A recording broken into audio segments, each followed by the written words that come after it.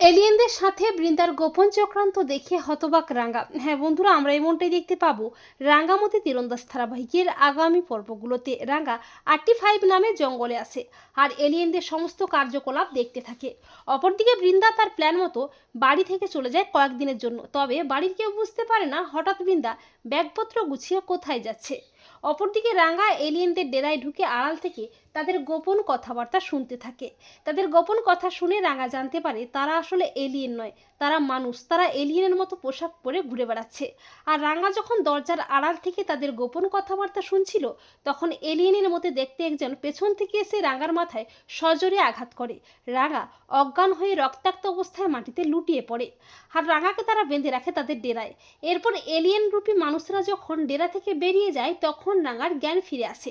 রাঙা কোনো মতে তাদের ডেরা থেকে পালিয়ে যায়। এরপর রাঙা দেখতে পায় বৃন্দা এলিয়েনদের সাথে গোপনে কথা বলছে। আর এটা দেখে রাঙা চমকে ওঠে। রাঙা বলে, বড় বৌদি তো এখানে, আর এদের সাথে কি এত কথাটা বলছে? তার মানে কি সবটাই বড় বৌদি দুটোর প্ল্যান? এই বলে রাঙা চালাকি করে সবটা ফোনে ভিডিও করে নেয়। রাঙা বলে, বড় বৌদিদি, তোকে আমি শেষ করে ফেলবো। আর এই মুখোশধারী এলিয়েনদেরও আসল পরিচয়টা খুব তাড়াতাড়ি সবাই সামনে আনবো। তো বন্ধুরা, তোমরাও এটাই চাও তো যে এলিয়েনদের সাথে বৃন্দার গোপন চক্রান্ত দেখেই যেন সমস্ত সত্যি জানতে পারে রাঙা? কমেন্ট করে এক্ষুনি জানিয়ে দাও তোমাদের মতামতটি।